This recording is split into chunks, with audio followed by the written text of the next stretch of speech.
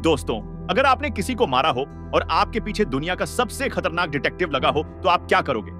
छुपोगे या फिर उसी डिटेक्टिव के सामने जाकर खड़े हो जाओगे? आज की कहानी में लाइट करने वाला है कुछ ऐसा ही पागलपन। वो मिलने जा रहा है एल से आमने सामने। चलिए देखते हैं क्या होता है डेथ नोट के तीसरे एपिसोड में। पिछले एपिसोड में लाइट ने सभी 12 एफबीआई एजेंट्स को मार दिया था, लेकिन उसे नहीं पता था कि इससे एल का शक और स्ट्रांग हो जाएगा।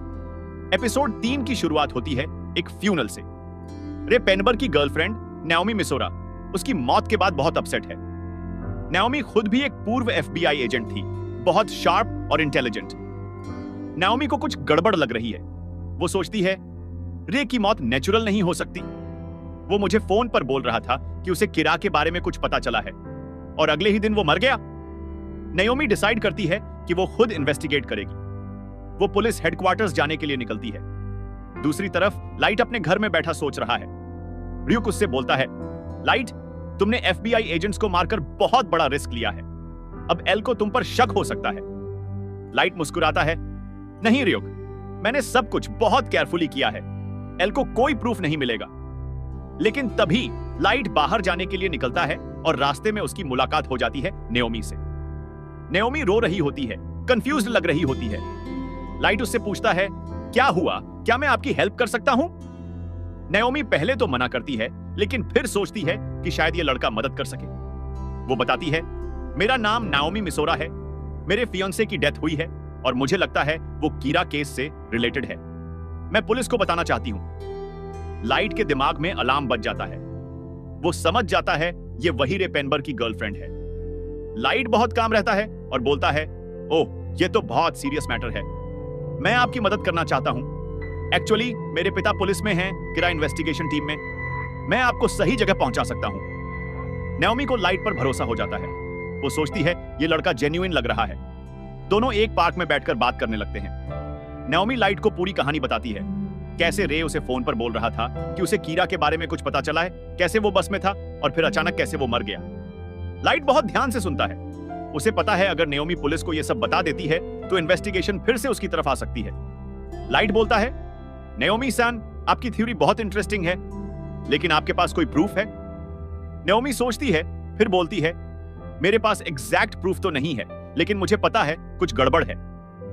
लाइट मुस्कुराता है, ठीक है, लेकिन पहले मुझे आपका नाम बताइए ताकि मैं अपने पिता से आपका इंट्रोडक्शन करवा सकूं। नाओमी बिना सोचे समझे बोल देती है, मेरा नाम नाओमी मिसोरा है। लाइट की आंखों में एक खतरनाक चमक आ जाती है। अब उसके पास नाओमी का नाम और चेहरा दोनों है। लाइट बोलता है, नाओमी सान, आप यहीं वेट करें, मैं अभी पुलिस स्टेशन से किसी को बुलाता हूं। नाओमी वहीं बैठी वेट करती है। लाइट थोड़ी दूर जाता है, अपनी पॉकेट से डेथ नोट का एक छोटा पीस निकालता है और नाओमी का नाम लिख देता है। वो लिखता है, नाओमी मिसोरा, हार्ट अटैक, लेकिन पहले वो घर जाएगी, सारे एविडेंस डिस्ट्रॉय करेगी, सुसाइड नोट लिखेगी और फिर कहीं दूर जाकर मर जाएगी जहां कोई उसे ढूंढ ना सके।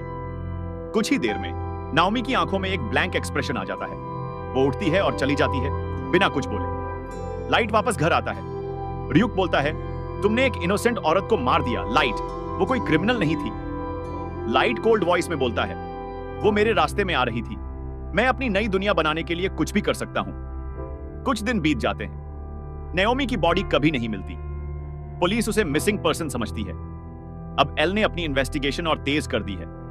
उसने एक लिस्ट बनाई है, वो सभी लोग जिन्हें रे पेनबर इन्वेस्टिगेट कर रहा था। उस लिस्ट में एक नाम है लाइट यागामी। एल सोचता है कीरा उन लोगों में से एक है जिन्हें एफबीआई इन्वेस्टिगेट कर रही थी, और सबसे सस्पिशियस वो लोग हैं जो पुलिस फैमिलीज से हैं, क्योंकि उन्हें इनसाइड इंफॉर्मेशन मिल सकती है। एल डिसाइड करता है कि वो खुद जापान आएगा और इस केस को सॉल्व करेगा। एक दिन लाइट के पिता सोइचिरो घर आते हैं और अपने फैमिली को बताते हैं एल खुद जापान आ रहा है और उसने कुछ स्टूडेंट्स को सिलेक्ट किया है अपने इन्वेस्टिगेशन में हेल्प करने के लिए। लाइट, तुम भी उस लिस्ट में हो? लाइट शॉक्ड रह जाता है। वो पूछता है, मैं? लेकिन क्यों? सोइचिरो बताते हैं, एल को कुछ ब्रिलियंट स्टूडेंट्स चाहिए जो इन्वेस्टिगेशन में हेल्प कर सके। तुम्हारे मार्क्स देखकर उसने तुम्हें सिलेक्ट किया है। तुम्हें टूओ यूनिवर्सिटी जाना होगा, वहां एल की टीम है।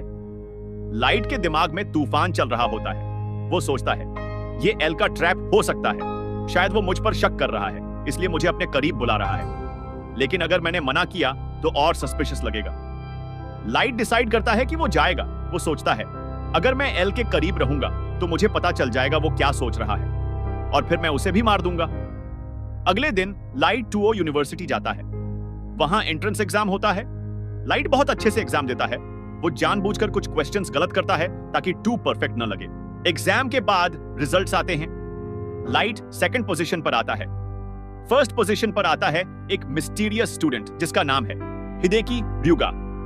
लाइट सोचता है हिडेकी ryuga, ये नाम तो मैंने सुना है, ये एक फेमस पॉप स्टार का नाम है। स्ट्रेंज। यूनिवर्सिटी का ओरिएंटेशन डे होता है। सभी नए स्टूडेंट्स एक हॉल में इकट्ठे होते हैं। तभी लाइट के पीछे से एक आवाज आती है, हाय, मेरा नाम हिडेकी ryuga है, क्या तुम लाइट यागामी हो? लाइट पीछे मुड़ता है और जो वो देखता है उससे उसके होश उड़ जाते हैं। एक लड़का खड़ा है, बिखरे हुए बाल, बड़ी बड़ी आंखें जिनमें डार्क सर्कल्स हैं, झुकी हुई पोस्चर। वो बहुत अजीब तरीके से खड़ा है। वो लड़का अपना हाथ आगे बढ़ाता है। नाइस टू मीट यू, मैं भी कीरा केस में इंटरेस्टेड हूं, क्या हम फ्रेंड्स बन सकते हैं? लाइट थोड़ा शॉक्ड है लेकिन कंपोज रहता है। वो हाथ मिलाता है और बोलता है, हाँ श्योर। लेकिन उसी मोमेंट वो लड़का बोलता है बहुत क्वाइटली, एक्चुअली लाइट कुन, मैं एल हूं। लाइट का दिल धड़कना बंद हो जाता है। उसके हाथ पसीने से तर हो जाते हैं, लेकिन बाहर से वो बिल्कुल नॉर्मल दिखता है। एल मुस्कुराता है, मुझे तुमसे पर्सनली मिलना था क्योंकि तुम एक सस्पेक्ट हो। लाइट हंसने की कोशिश करता है, सस्पेक्ट? मैं? ये तो बहुत फनी है। एल बोलता है, हाँ, तुम्हारे पिता पुलिस में हैं, तुम ब्रिलियंट स्टूडेंट हो और FBI एजेंट रे पेनबर्ग तुम्हें इन्वेस्टिगेट कर रहा था जब वो मरा। स्टैटिस्टिकली तुम कीरा होने की 5% पॉसिबिलिटी हो। लाइट सोचता है, सिर्फ 5%? इसका मतलब एल को पक्का नहीं पता, वो बस डाउट कर रहा है। लाइट बहुत कॉन्फिडेंटली बोलता है, एल, अगर तुम सच में मुझे सस्पेक्ट करते हो तो मैं तुम्हारी इन्वेस्टिगेशन में हेल्प करूंगा। मैं प्रूव कर दूंगा कि मैं कीरा नहीं हूं। एल की आंखें चमक जाती हैं। इंटरेस्टिंग, ठीक है लाइट कुन, चलो देखते हैं। अगर तुम सच में इनोसेंट हो तो तुम्हें कोई प्रॉब्लम नहीं होनी चाहिए। दोनों एक दूसरे को देखते हैं। दोनों जानते हैं कि ये एक डेंजरस गेम की शुरुआत है। लाइट सोचता है, एल अब मेरे सामने है, अगर मुझे उसका असली नाम पता चल गया तो मैं उसे मार सकता हूं, लेकिन मुझे बहुत केयरफुल रहना होगा। एल सोचता है, लाइट यागामी, तुम बहुत इंटरेस्टिंग हो, अगर तुम कीरा हो तो मैं जरूर पता लगाऊंगा, और अगर नहीं हो तो भी तुम्हारा दिमाग इस केस में हेल्पफुल हो सकता है। यूनिवर्सिटी के बाद दोनों एक साथ कैंपस में वॉक करते हैं। दूसरे स्टूडेंट्स हैरान हैं कि टॉप 2 स्टूडेंट्स एक साथ घूम रहे हैं। एल बोलता है, लाइट कुन, एक बात बताओ, क्या तुम कीरा को पकड़ना चाहते हो? लाइट तुरंत जवाब देता है, बिल्कुल, कीरा एक मर्डरर है, उसे जरूर पकड़ना चाहिए। एल, लेकिन कुछ लोग कीरा को हीरो मानते हैं। दे थिंक वो वर्ल्ड को बेहतर बना रहा है। Light, hero? कोई भी इंसान जो दूसरों को जज करके मार रहा है वो हीरो नहीं हो सकता। जस्टिस का मतलब ये नहीं कि हम खुद जज, जूरी और एग्जीक्यूशनर बन जाएं। एल लाइट को ध्यान से ऑब्जर्व कर रहा होता है, हर एक्सप्रेशन, हर वर्ड चॉइस, हर बॉडी मूवमेंट। एल सोचता है, लाइट यागामी बहुत स्मार्ट है, बहुत कंपोज्ड है, अगर ये कीरा है तो ये हाइड करने में एक्सपर्ट है। शाम को लाइट घर लौटता है। र्यूक उससे पूछता है, तो कैसा रहा एल से मिलना?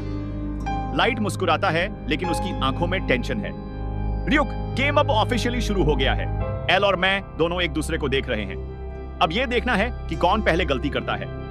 तो दोस्तों, यहीं खत्म होता है डेथ नोट का 3रा एपिसोड। अब लाइट और एल आमने सामने आ गए हैं। 2 मास्टरमाइंड, 2 जीनियसेस, एक खेल।